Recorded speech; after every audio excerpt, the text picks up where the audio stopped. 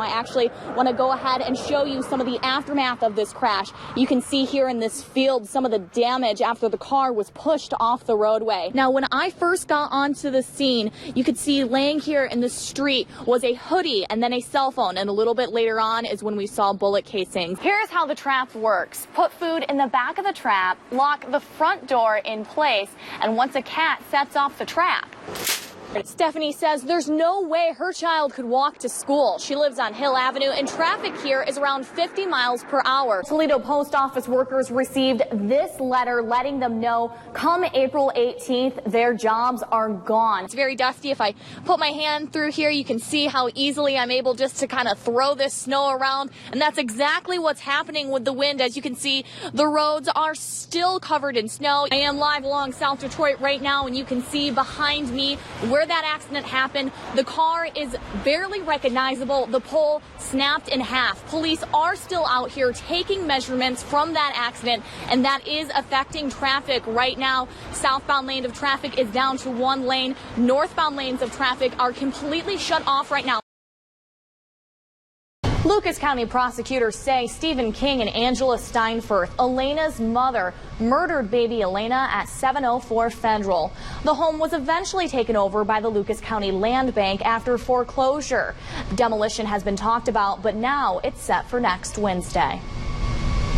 If you go to 704 Federal, you'll see a boarded up vacant house just a few days away from being demolished. But around this time last year, when the body of 18-month-old Elena Steinfurth was discovered, it was the center of a murder investigation that went national. It's hard to forget the horrors that happened inside this home. When I tell my family that I lived on here, the first thing they said, "What? Isn't that the street Elena died on?" You know, you hear about stuff like that, that happens, other places, and out of state or other sides of the town, people think of bad areas in Toledo, but it's just hard to believe that something, like I said, could happen so close to home. The home, including the garage where baby Elena was found, will be demolished within 30 to 45 minutes. In the following days to come, the rubble will be picked up.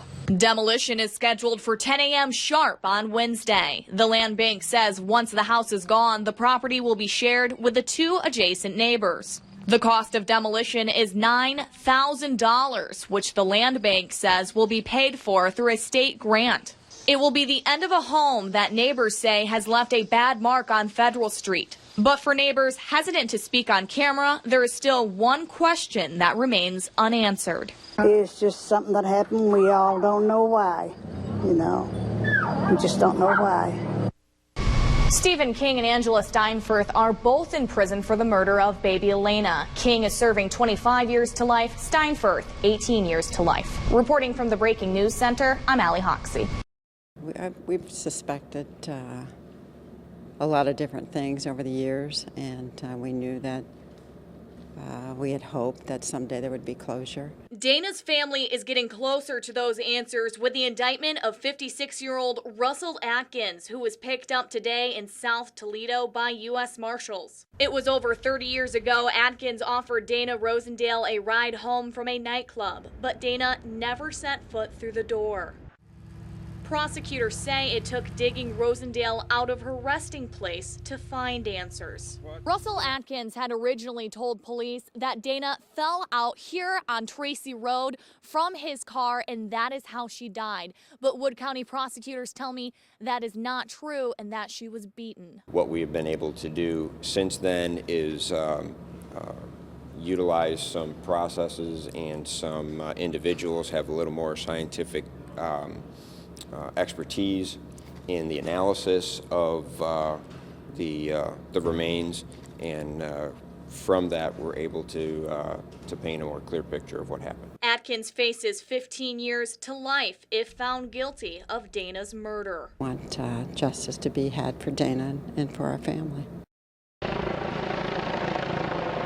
Children at Toledo Hospital saved the day today. This is a breaking news alert. Our own Robert Shields had a diabolical plan to bring a terrible winter to Toledo. The children came together quickly, grabbing glow sticks to signal superheroes. This isn't the first time superheroes have been signaled here. Superheroes kind of help me a little. How do superheroes help you? helped me get through cancer because I stuck up to him. When Nicholas was here with leukemia, he dressed up as a superhero every day. I knew. The superheroes here today are real-life ones. When they take off the cape, they are members of the Toledo SWAT team. Kids are stronger than we give them credit for, than we think they might be. They are very resilient, and they deal with it a lot better than we do, I think. The children and heroes were able to save the day, and after the situation was under control, the heroes came inside to celebrate. It was awesome. It was cool to come down and see the joy on their face, see them so happy that we were coming down the ropes and waving to them, high-fiving them through the window. They were ecstatic.